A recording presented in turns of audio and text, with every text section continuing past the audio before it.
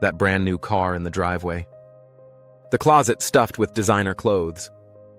The credit card that pays for it all. We're told these are the signs of success, the rewards for all our hard work. But what if I told you they're not rewards at all? What if they're carefully designed traps, engineered by some of the most powerful corporations on the planet to drain your bank account, not for a month, not for a year, but for decades? So many of us are stuck in this relentless cycle. You work hard, you earn a good income, but you just can't seem to get ahead. You feel trapped, living paycheck to paycheck, even when your salary goes up. Why? Because you're playing a game that's rigged against you. It's a game where the rules are written to make sure the house, the banks, the car companies, the luxury brands, always wins. Today, we're going to expose the 5 biggest purchases that are practically guaranteed to make you poor. We're pulling back the curtain to show you exactly how these financial traps are built. But more importantly, we're giving you the blueprint to dismantle them, to sidestep these traps, and to finally start building real, lasting wealth. 1. The brand new car from the dealership. First up, the purchase that is engineered from the ground up to destroy your wealth. The brand new car, financed directly from the dealership. Problem. Nothing screams, "I've made it," quite like driving a new car off the lot, right? The smell, the spotless interior, that feeling of a brand new engine, it's an experience sold to us as the ultimate prize. And dealers are absolute masters of selling this dream. They don't sell you a car, they sell you a monthly payment. You can drive this beauty home for just $745 a month, they'll say, making it sound so easy. What they conveniently forget to highlight is that you'll be making that payment for 72 or even 84 months. The problem isn't just buying a car, it's buying a new, rapidly depreciating asset with a long-term, high-interest loan. According to Experian, the average interest rate for a new car loan in 2025 is around 6.73%, but it gets way worse for cars, jumping to over 11.87%. And if your credit isn't perfect, those rates can skyrocket, with some borrowers facing nearly 19% interest or more. Agitate. And this is where the financial devastation really kicks in. The second you drive that new car off the lot, it loses about 10% of its value. Instantly. After 1 year, it's down 20% or more. But you're still paying interest on the full original price. Your loan balance is immediately bigger than the value of your car, which is called being underwater. This is a catastrophic place to be. If you get in an accident and the car is totaled, your insurance will only pay you what the car is worth, not what you owe. You could be left with no car and a bill for thousands of dollars for an asset that doesn't even exist anymore. The whole dealership model is a masterclass in extracting money from you. They profit on the car, the financing, the extended warranties, the service packages, everything. They want you on a long-term loan because they know you'll focus on the monthly payment instead of the total price, and you'll be more likely to accept all the pricey add-ons. They know that after 6 or 7 years, you'll be tired of the car and ready for a new one, and they'll happily roll your remaining debt into a new loan, starting the cycle all over again. You're not a customer, you're a subscriber. You're not building equity, you're renting a lifestyle at a ridiculous price. Solution. So how do you beat this trap? You have to completely change how you think about cars. A car is not a status symbol. It's a tool to get you from point A to point B. First, stop buying brand new cars. The worst depreciation hits in the first 3 years. So, buy a reliable 2 to 3-year-old used car instead. You get a vehicle that's almost as good as new for a huge discount. Let someone else take that brutal financial hit. Second, try to pay in cash. If you can't, use the 23/8 rule. Put down at least 20%, finance for no more than 3 years, and make sure your total monthly car payment, including principal, interest, and insurance, is no more than 8% of your gross monthly income. This forces you to buy a car you can actually afford. Finally, get pre-approved for a loan from a credit union before you even go to the dealership. Credit unions are nonprofits and almost always offer lower rates. Walking in with that pre-approval check makes you a cash buyer. Now you can negotiate the real price of the car, not the monthly payment.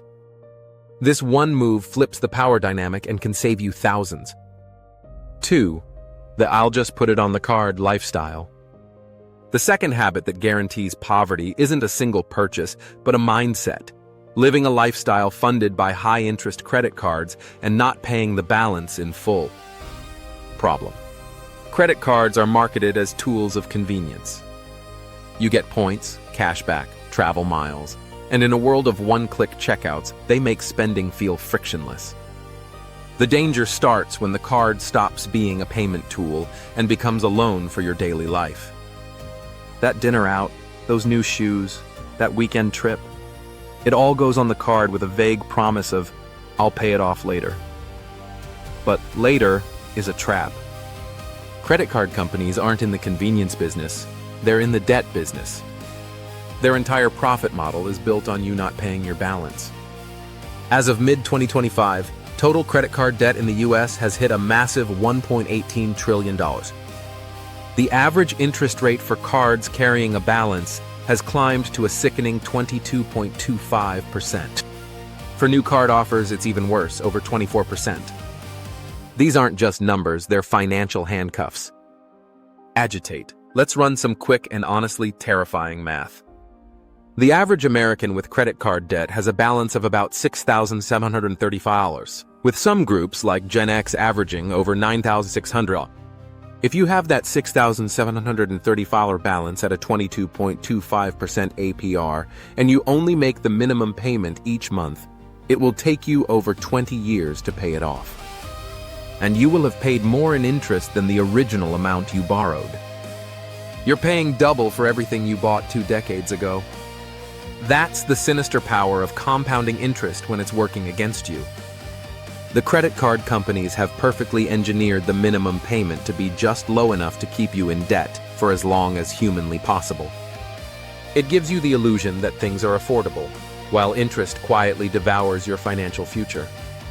Every single dollar you pay in interest is a dollar you can't invest, a dollar you can't save, a dollar you can't use to build a better life.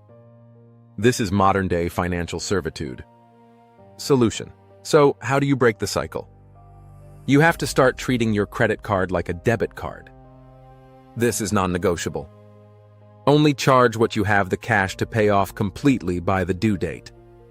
If you follow this one rule, you get all the rewards and security benefits without ever paying a penny in interest.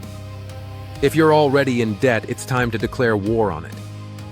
2 popular strategies are the debt snowball and the debt avalanche. With the snowball, you list your debts from smallest to largest.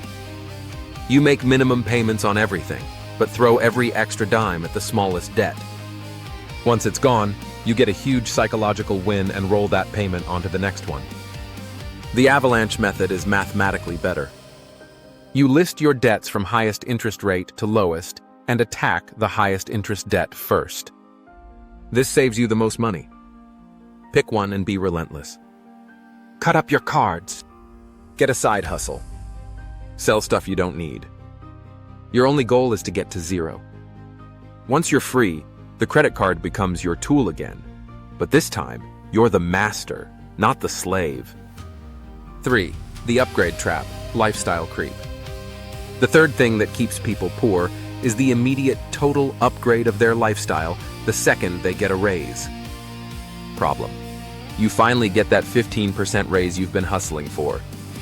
You feel successful, and you want your life to show it. So, you move into a bigger apartment in a cooler neighborhood. You get a nicer car because, hey, you deserve it. You start eating at fancier restaurants and buying more expensive clothes. This is called lifestyle creep. And on the surface, it feels like progress. You're earning more, so you should be able to live better, shouldn't you? The problem is your spending rises to meet or even blow past your new income. Your savings rate, the actual key to building wealth, stays at 0. You're making $80,000 a year, but you're just as broke as when you made $50,000. You've just built yourself a more expensive prison. You're still living paycheck to paycheck, just with nicer stuff. Agitate. And this is what makes lifestyle creep so dangerous. It's sneaky. It doesn't feel like a mistake, it feels natural. But you've built yourself a gilded cage. By immediately locking yourself into higher rent, a bigger car payment, and more expensive habits, you've erased all your financial flexibility. That raise, which should have been your ticket to freedom, has instead just raised the cost of your survival. You're now more chained to your job than ever. You can't afford to take a lower-paying job that might make you happier. You can't risk starting your own business. You can't take time off to learn a new skill. And you definitely can't handle a financial emergency. A job loss becomes a full-blown crisis because you have no cushion. Your beautiful, upgraded life is a house of cards, built on the assumption that things will only ever get better. That is a fragile and terrifying way to live. Wealth isn't about how much you spend. It's about the gap between your earning and your spending. Lifestyle creep slams that gap shut. Solution. The solution is to deliberately break the link between your income and your spending. And there's a simple rule for this. When you get a raise, you must pay your future self first. So here's the game plan. The day you get that raise, log into your company's payroll system. Before you do anything else, automate it. If you got a 10% raise, immediately increase your 401k or retirement savings by at least half of that, so 5%. Then set up an automatic transfer for the other 5% to go straight into your brokerage or high-yield savings account. You've just captured your entire raise for your future self before you ever got used to seeing it in your bank account. You won't even miss it. Your take-home pay feels the same, so you're not tempted to inflate your lifestyle. Then, go celebrate. But celebrate with a one-time purchase, not a new monthly bill. Buy a nice bottle of champagne. Go out for an amazing dinner. Take a weekend trip that you pay for in cash. Reward yourself, but don't chain yourself to a new, higher level of spending. This is how you build a real financial fortress. Hey, real quick, if you're finding this useful, do me a favor and hit that like button. It really helps the channel and gets this information out to more people who need to hear it. And if you haven't already, make sure you subscribe so you don't miss our future videos. Your support means the world. All right, let's get back to it. 4. Luxury goods to look rich. The fourth purchase guaranteed to keep you poor is buying high-end luxury items, especially on credit, to try and look rich. Problem. We live in the age of Instagram, where everyone's highlight reel is on constant display, creating this intense pressure to look successful. This pressure leads people to chase status symbols, the designer handbag, the luxury watch, the $300 perfume. You're not buying it for its function, you're buying it for the signal it sends. You're trying to buy respect, to look like you belong. The problem is, looking rich and being rich are completely different things. In fact, they are usually opposites. Truly wealthy people get that way by buying assets, things that make them money, like stocks, real estate, and businesses. People who are trying to look rich spend their money on liabilities, things that lose value the second you buy them. Buying a $5,000 designer bag on a credit card is the perfect storm. It's a depreciating item bought with high-interest debt. It is the exact formula for making you poorer, not richer. Agitate. And this creates a really destructive loop. You buy a luxury item to feel good and impress people. You get a temporary dopamine hit. But then the credit card bill comes, and the stress is way worse than the brief pleasure of the purchase. So to feel good again, you look for another status buy, digging yourself deeper into a hole. You're spending money you don't have, on things you don't need, to impress people you don't even know. The marketing from these brands is pure psychological genius. It's never about the product, it's about the identity they claim it gives you. They sell exclusivity, sophistication, power. But it's all an illusion. A person with a negative net worth holding a Gucci bag isn't wealthy. They're a walking billboard for a brand that just stole their future earnings. Meanwhile, many genuinely wealthy people live surprisingly modest lives. They know that every dollar spent on a depreciating status symbol is a dollar that isn't working for them, compounding in their investment accounts and building real freedom. Solution: the only way out is a complete mindset shift from being a consumer to being an owner. You have to stop caring about looking rich and become obsessed with being rich. First, learn the difference between assets and liabilities. An asset puts money in your pocket. A liability takes money out of your pocket. Before every big purchase, just ask yourself, is this an asset or a liability? Your goal is to fill your life with assets.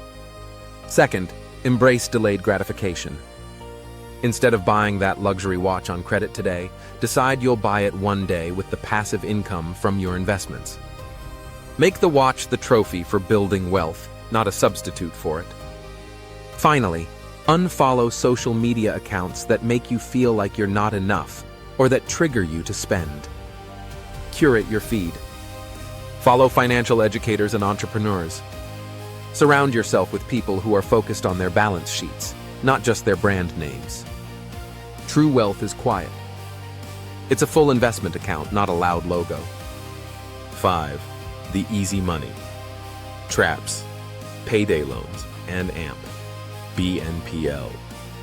The fifth and final trap that will absolutely wreck your finances are the easy money schemes, payday loans, and the buy now, pay later services that are everywhere. Problem: when you're in a tight spot, a payday loan can look like a godsend. Your car breaks down, you need $500 to fix it so you can get to work, and an ad promises cash now, no credit check. It feels like an easy solution. In the same way, buy now, pay later has woven itself into almost every online checkout. That $200 jacket can be yours for just 4 easy payments of $50. It feels like you're getting it for free. But this easy money is the most expensive money you will ever touch. These services are just modern-day loan sharks in slick new packaging. Payday lenders are famous for their predatory tactics, charging insane triple-digit interest rates, APRs, that can hit 400% or more. BNPL services, while they seem harmless, are designed to make you overspend and can hammer you with late fees and deferred interest that turn a tiny purchase into a huge debt. Agitate. The whole business model for payday loans is a debt trap. That's the entire point. They don't want you to pay the loan back in 2 weeks. They want you to roll it over. In fact, over 80% of payday loans are rolled over or followed by a new loan within 14 days. People end up paying hundreds of dollars in fees for a tiny loan, stuck in a nightmare cycle where they're just borrowing new money to pay off the old debt.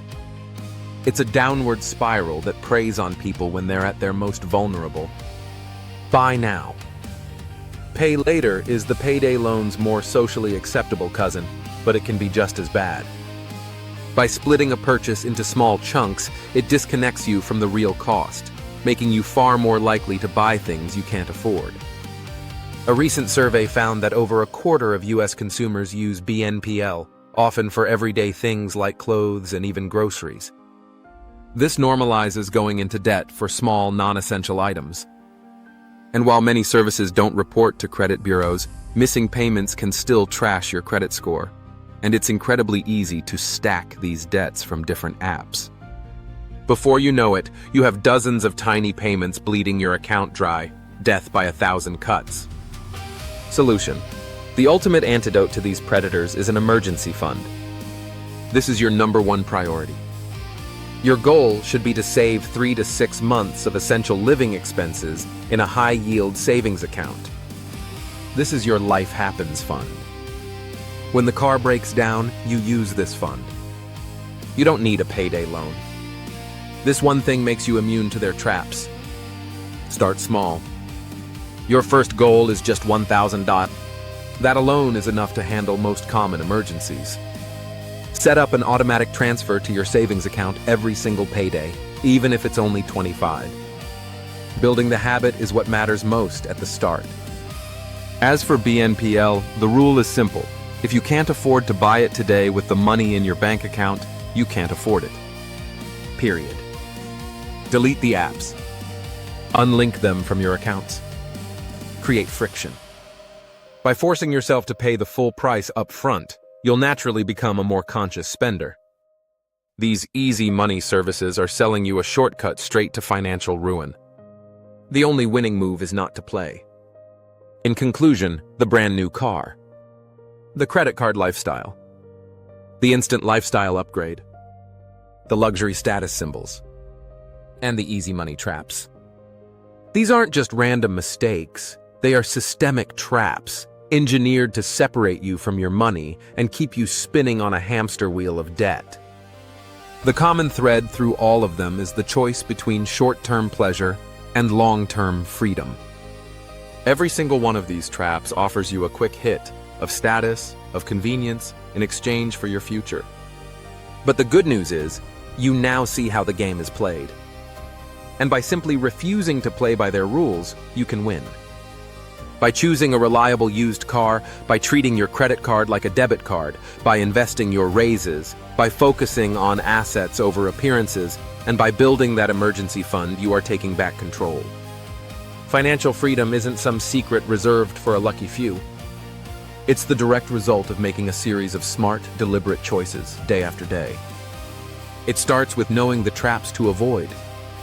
I'm curious, which of these traps have you fallen into? Or which one do you see people around you struggling with the most? Let me know in the comments below. Let's start a real conversation and learn from each other. Thanks for watching.